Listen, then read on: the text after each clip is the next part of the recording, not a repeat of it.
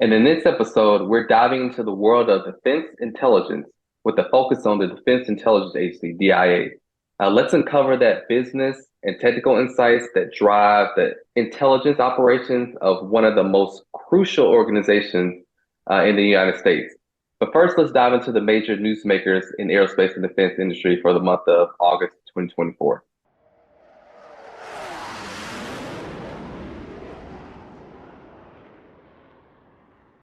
Let's kick off with the major events in the aerospace and defense industry for July. Here are some of the top stories.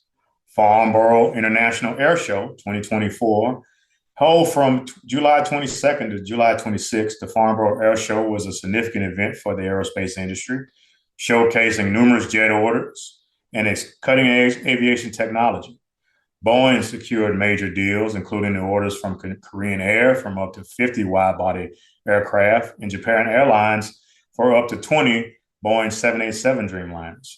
The event highlighted the ongoing competition between Boeing and Airbus, with both securing substantial orders. Also during the Air Show, GE Aerospace made several key announcements, including new partnerships and significant orders. Notably, they signed an agreement with Qatar Airways for an expansion of the Boeing 777-9 aircraft orders, underscoring the continued demand for advanced aviation. Boeing's new CEO. In a major leadership change, Robert Kelly Ortberg was appointed Boeing's new CEO as of August 2024. Kelly's immediate focus is on addressing the challenges facing Boeing, including the issues with the 737 MAX production and the ongoing financial losses. His leadership marks a pivotal moment as he aims to restore trust and improve Boeing's operational efficiency. Current Starliner issues. Boeing Starliner spacecraft continues to face setbacks, particularly to its role in transporting astronauts to and from the International Space Station. These issues have compounded Boeing's challenges as the company works to rectify the spacecraft's flaws while balancing other production and operational pressures. Rob, what newsmakers are gleaning out for this episode? This is a hint. Yeah, I'm all too aware of two of those issues, and then newsmakers that make the topic this month is Boeing's, CEO, and then the Starline issues. But what jumps out to me is always the air shows, and I think the air shows provide insights into what future technologies are coming to the industry, but also allows major companies to make sales as far as with key customers, and also showcase what their thought leadership is going towards for new technology and things like that. So I always love hearing about the air shows and what are the key takeaways coming from that. So I'm glad to see that. But like I said, I'm all too aware of the new Boeing CEO, which I think that was a great appointment, and it's also the current Starline issues is it's something that we're working to make sure that it's fixed as we move forward. As the leadership expert on this podcast, I'm a big fan of Kelly Ortberg. I've had the pleasure of working for him, and a lot. He was really big and as part of the Rockwell Collins UTC acquisition, and really appreciated and was admired by how his Rockwell Collins team really trusted him as a leader. And he was really able to do a lot of significant changes in the organization as we became what is now called Collins Aerospace, and really set it off to hit to the trajectory that it is right now. From now that the dude was leading a $3 billion organization, now he's leading I don't know, $60 billion, $70 billion, or maybe more than that organization, and turning that big ship that is called Boeing, which is a stalwart franchise for not only aerospace and defense, but our entire country. As those lessons in leadership, as you think about over the years and the significant industries that keep us at the forefront, keep us America at the forefront of what we do in terms of capitalism. And so this is one of these moments. And as expect as anything, we're gonna overcome, and Boeing's going to get back on the path and achieve, right? Because it's just such a big plays such a big role in everything we do in our industry, right? Yeah, absolutely.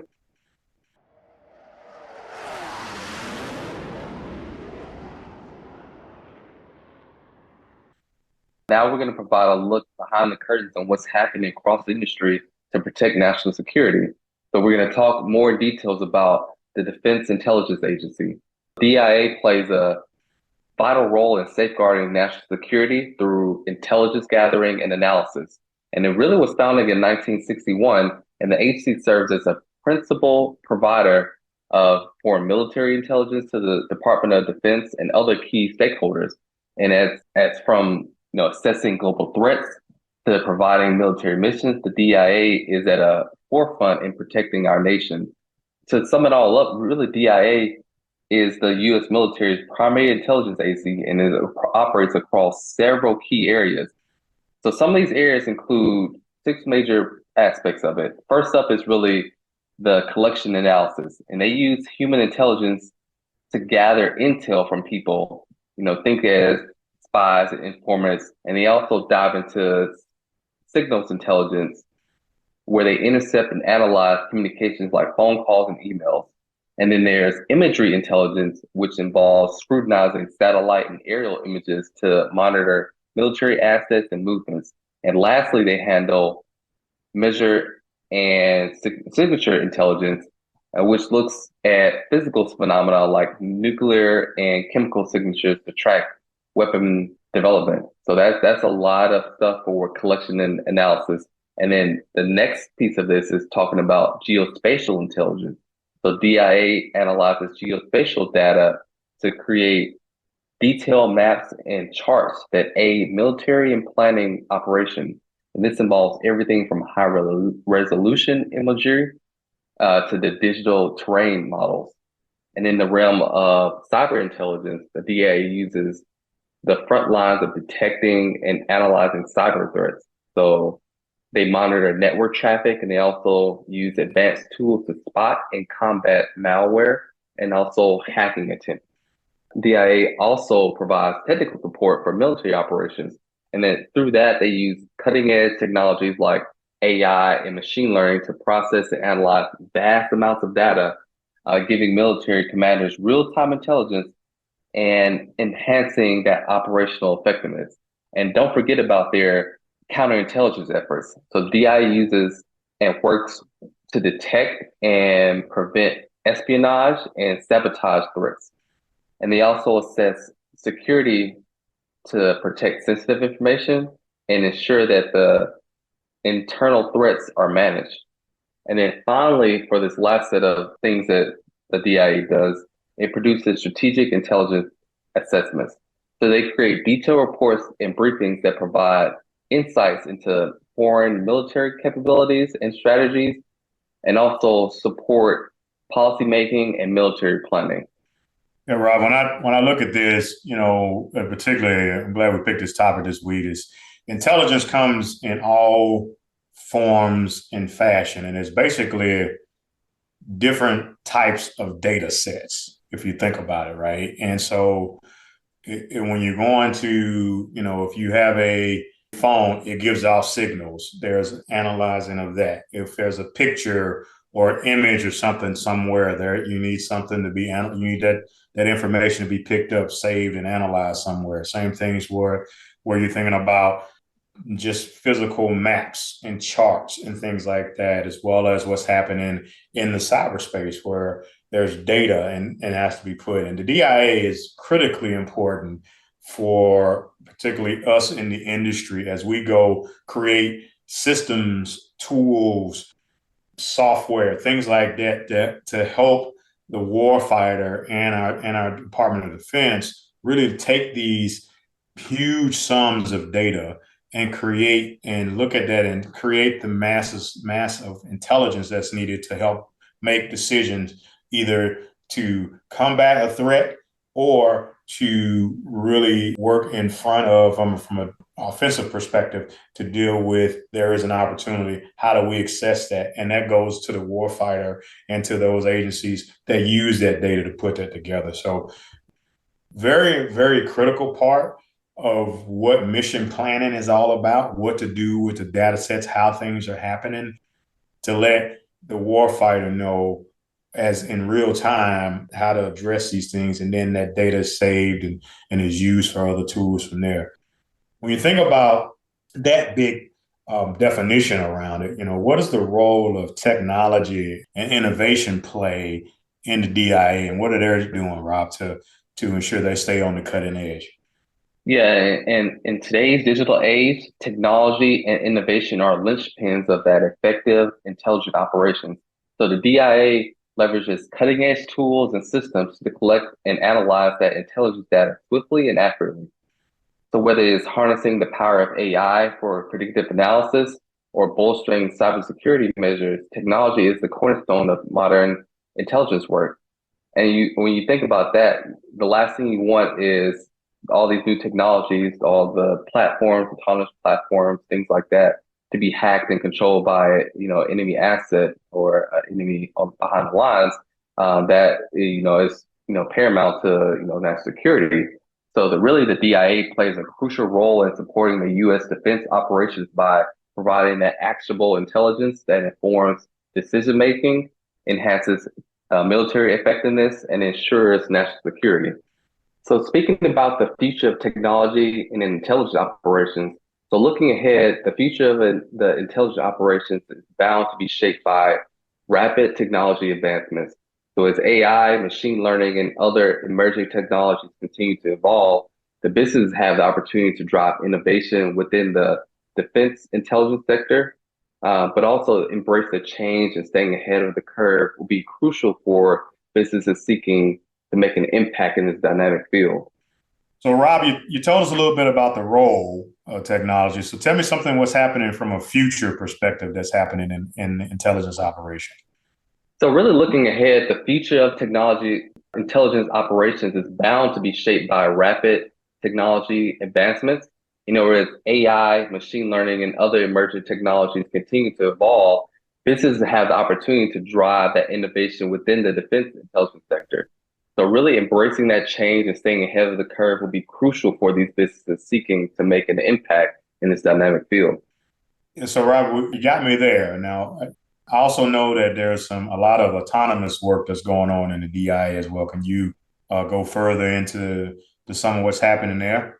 Yeah, so really the significance of autonomous technology in DIA is really summed up in five key ways. So first being the enhanced situational awareness. So autonomous technology provide that real-time, high-quality data that improves the understanding of dynamic and complex operational environments. Second being the operational efficiency. So these technologies really streamline and automate that intelligence collection and analysis processes, thus reducing the burden on human analysis and increasing that efficiency. Third being, what is going to increase the safety? So safety is always paramount. So by performing dangerous and challenging tasks, autonomous systems minimize that risk to human personnel and reduce the exposure to hazardous situations. And then fourth, you have an improved decision making. So advanced data analysis and predictive capabilities support more informed and timely decision making, thus enhancing that strategic and tactical responses. And lastly, rounding out, you have the cost effectiveness. So the automation can also lower operational costs by reducing the need for manned operations and optimizing that resource allocation. So overall, really, autonomous technologies play a crucial role in the future of DIA's ability to gather, analyze, and act on intelligence, and also contribute to that national security and defense readiness. So DeWayne, now that we wrapped up the tech talk, can you give the folks a business synopsis of how these DIA tools protect, advance, and ensure national security initiatives? Yeah, I sure can, Rob. So the defense intelligence sector offers a myriad of opportunities for businesses looking to contribute their expertise, right? So however, navigating the complexities of government contracts and security regulations is always challenging. That's why you have the same players basically in this space. And then, you got to understand the industry as well and build those partnerships. So, there's a key to thriving in that competitive space. And so let's talk about, the budget, right? You know me, I'm always talking about, so how big is this organization and things like that, and who leads it and why, right? And so the DIA operates within an annual budget of approximately about $5 billion based on the federal budget, which is allocated for the various intelligence operations, technology upgrades, and personnel. And it reflects critical role in the national security, which we talked about. It's led by Lieutenant General Scott Barrier, who's been at the helm since October 2020, and he's evolved the organization to, start using new technologies, enhancing its intelligent gathering capabilities to meet the demands of the modern environment. Things like, artificial intelligence and machine learning is not necessarily a new thing in this space, but definitely the enhancements that industry has done that we see from a commercial perspective that's already been embedded into leading that as well, right? And then when you think about, how does these things work together with businesses and tech companies? That's what I just gave it as example is primarily is, right? The collaboration is there for, continues to drive that innovation across the capabilities. So we can leverage the strengths of each organization, both from the DIA and the business sector, both commercial and defense, to tackle those complex challenges and continue to build those partnerships, which is critical for that. Yeah, and DeWayne, I really appreciate that. And, relating that back to the budget is amazing. And can you also give folks a few real world examples of how DIA works currently? Yes, the examples publicly are very, just cut and dry and motherhood apple pie. You really are not going to know who's working on some of this stuff because obviously it's data and it's classified data that you're being around. But I got a couple examples, right? One example is with Palantir Technologies, which provides the data analytics to DIA, right? And that partnership enhances their ability to, process and analyze vast amounts of intelligence data more efficiently. You think about consulting firms, one of the big four, Booz Allen, right? Booz Allen Hamilton is a management and technology firm, and they've done various projects around the cybersecurity posture, safeguarding critical intelligence from cyber threats. And I think the biggest I want to call defense player that does a lot with DIA, who does a significant amount of their business with them, is Leidos. They are in defense and aviation, they're in IT and the technology, and that's a really right in the swim lane of how they partner with the IT solutions you need and the services to enhance that space. You got this huge, you got to think about all this intelligence is a big IT infrastructure to help the data be over secure communications and the data management and that goes across things in the cloud, all those things. You need those secure services. And Leidos is probably one of the bigger players in this market with the DIA.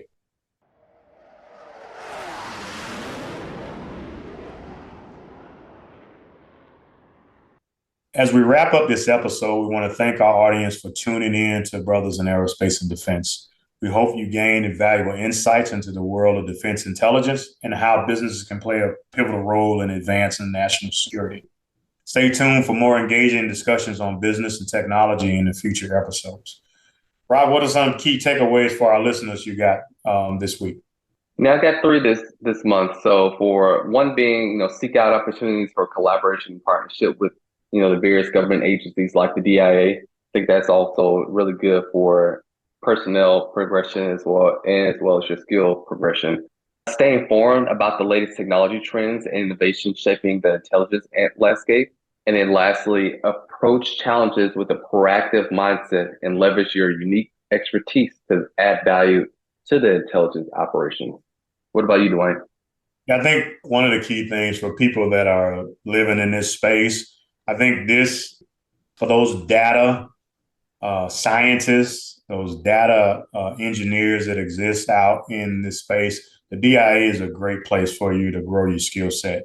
Particularly when you're moving from, say, you in big data and you are in the commercial world, DIA is a perfect place if you want to go and, you might be inspired to work something that's honorable to support national security. That's a great place for you to be and think about. And they're always looking for talent and vice versa, right?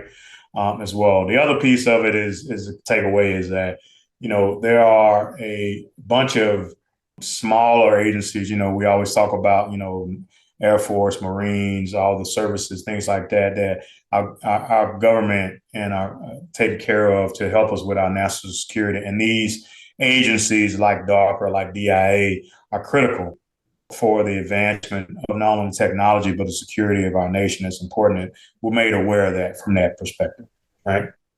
So on a personal note, Rob, what's going on with you? For my current, role for my day-to-day job, I'm in the process of expanding my scope to cover more F-15 initiatives and also the MH-139 program. And I really think, this further enhances my, ability to be able to deep dive to different, key issues, risks, opportunities to enhance my technical and business acumen. And outside of that, I'm really looking forward to linking up with you at the DC NSB Professional Development Conference this week. But yeah, what's going on in your world, Dwayne? It's a great time. We getting the team ramped up as we get through the end of summer, getting ready to work through the end of the third and planning for that fourth quarter and trying to hit those numbers and things like that. And really start looking at what's happening, what we're doing next year from a bookings perspective, but also really looking forward to the NSB Professional Development Conference. As you know, it's always like a family reunion for us Black nerds, but it's also a cool thing to see us lift each other up and learn something new to help us from a professional development perspective. I'll be hosting a workshop in the Leadership Incubator as well as participating with the rest of the RTX team that we've been longtime sponsors for the organization. So very, very proud and pleased to be a part of it. So if you're in the area, come on, check us out, and it'd be really cool to see you.